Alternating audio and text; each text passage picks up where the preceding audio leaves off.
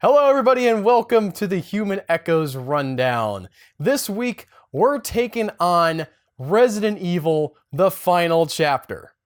As you can tell from the title, this is in the series which includes Banshee Chapter, John Wick Chapter 2, and Insidious Chapter 3.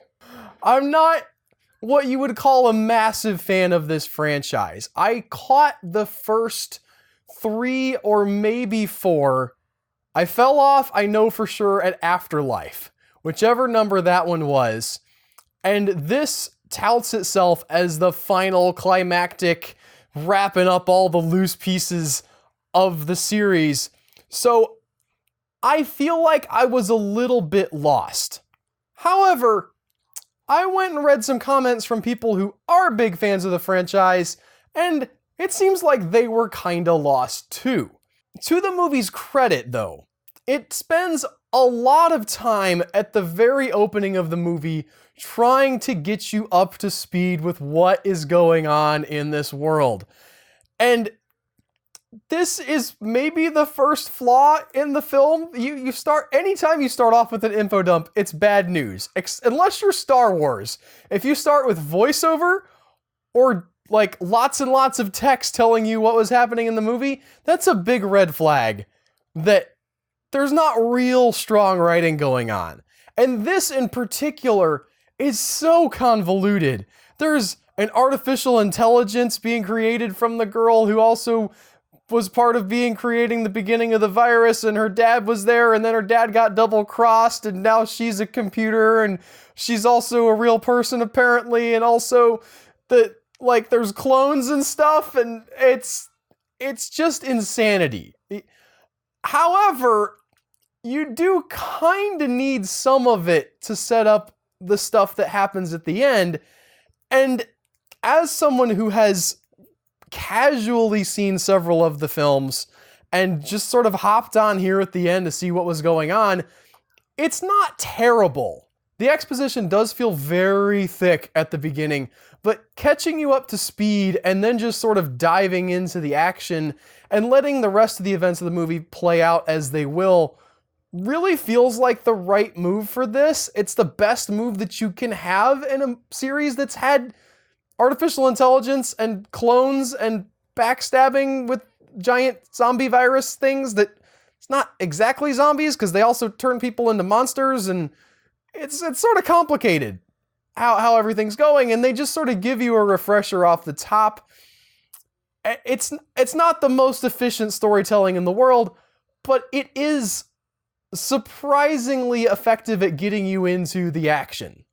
From a storytelling perspective, the other problem with this movie is that there is this device that's introduced very early in the film that's a countdown clock. It's a specific amount of time that's remaining for our hero, Alice, played by Milla Jovovich, to complete her mission. What is it that's going to happen when this clock runs out? According to the AI that gives it to her, everybody on Earth dies. No specific reason why, no exact mechanic given why, just the defenses are failing, and at that exact time, all of the human strongholds that are left in the world, all 4,000 and some odd people that are left after the zombie virus has raged through the globe, that's it. That's when everybody gets wiped out. And let me tell you, that's a real tough pill to swallow, because we don't see any of that happening. Like, we do meet up with an enclave of humans that's holding off the zombies and then they have a big action fight, and that's all fine and good and fun. But there's not a sense that, man, when that clock runs down, these people will definitely be dead. We just have to go on the word of the AI for it. We don't have any cutaways to people getting overrun or defenses slowly being beaten down or anything. It's just a completely artificial countdown. It's impossible to believe on any level.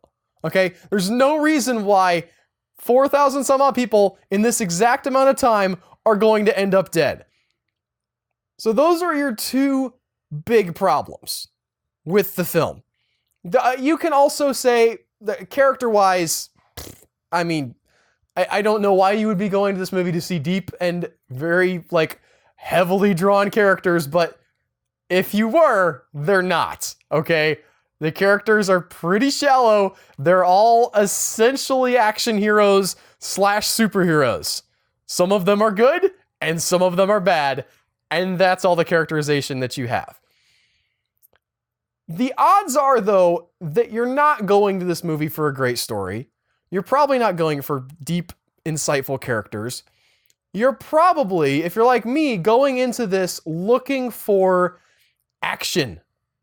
Because that's what the trailer promises you, right?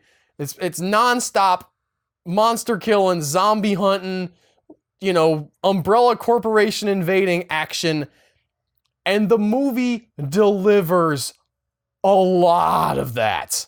I mean, there is every kind of action scene you can imagine. There's giant monsters being, attacked by vehicles. There's hordes of zombies being, fought off by people running on foot behind another vehicle. There's tower defense stuff. There's people fighting on top of a vehicle. There's people fighting inside of a, cool office space. There's traps and stuff inside the Umbrella Corporation, and you build up tension and there's stuff happening. And the sheer amount and variety of different things this movie does, I can't think of an action trope that it doesn't pull. Okay? It's just insanity how much stuff it throws at you. And that's almost great. Okay, if you go to the movie expecting that, you could almost love this. I was almost able to love this on those terms. Again, as someone who's not a fan of the franchise, who didn't have any expectations of, and the weight of whatever came before and continuity and all that stuff, just accepting this movie essentially as a standalone, and a little bit of having seen the first one, you get the laser hallway like you see in the trailer, kind of going back to some stuff you'd have before, but essentially looking for a zombie action thriller, this almost made it. It was that close to being not perfect, but in that sort of popcorny action, over the top, we're throwing everything at you, and yeah, some of the CG isn't great, but it's good enough if you're not really a nitpicker and really willing to have some popcorn fun. Here's the Achilles heel. Here is the major, defining flaw of this movie, I would say. If you're willing to accept it on all of its other terms, and the sort of stupid storytelling, and the lack of characterization, really, and all the science fiction-y clones and everything like that, if you're okay with that stuff, as I was, and you're going and you just want to have a popcorn action fun time, here's what kills the movie. Editing. Editing in this movie is so frenetic. I couldn't tell what was happening. And I know that's a common complaint, but I swear there were some scenes with edits that were 2 frames long. Listen, I'm not against a fast-paced edit at certain times.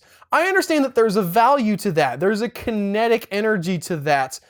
But at some point, I want to be able to drink it in. I want to see what's happening. I'm there. I'm on board for the action. I'm on board for the silliness and the monsters and the cool design. I didn't even talk about, there's so many cool monster designs in this. Flying monsters and monsters with giant teeth sticking out everywhere, dog monsters and sort of classic zombies and zombies that are half pulled apart and hanging from the ceiling. It's all these different kind of things, and half the time you can't see it because they won't stay on one shot for more than half a second. And that is so frustrating. Okay, I understand that doing a real long take of a fight means that you really have to heavily choreograph. I get that. Not everybody's Jackie Chan. Not everybody can do the John Wick thing. It's understandable to a point that we have some cuts around to give the actors who may not be great fighters. Maybe that's because of ability, maybe that's because of laziness, but for whatever reason, yes, there are going to be limitations, but this is beyond that. This is beyond excessive. You can show like a hit or two happening without cutting to both people within 5 times, but like in the space of the punch. It's just confusing. And especially for it to happen through the whole movie. The whole movie. It kills the enjoyment. It kills the... Like, these are some, I conceptually very interesting ideas for action scenes. It's essentially, I mean, you're really on action scene, action scene, action scene, a little bit of exposition, action, action, action, maybe arrest, action, action, action, action, action, until the very end. And then there's some reveal-y type stuff that happens where they explain things. And I like that, by the way. I like the stuff that went down at the end, more or less, within the frameworks of the fiction as they had presented it within this movie. But the editing just left so much to be desired. I can't even, coming out of it, even still, even so, I can't say that I hated it. I can't say that I disliked it. I left with kind of a good feeling, but I almost could have really dug this on a stupid popcorny level, on its terms, right? On the terms of this weird soap opera, clone saga, AI battle stuff that we have going on. I could have got on board with that, but the editing just kept it from being great on those terms. I don't remember, maybe it's always been this way for Resident Evil. As I said, it's been a while since I've seen the other films. Maybe they all had the same problems, but it was just disappointing because it was this close. It was this close to being awesome popcorn action, and that editing just stabbed it right in the back. Anyway, guys, those are my thoughts on Resident Evil, the final chapter. Thanks so much for watching. If you like this review, click that subscribe button, give us a like. We've got a lot of other cool stuff on this channel. I'm Albert Berg, and I'll see you next time with more of the Human Echoes Rundown.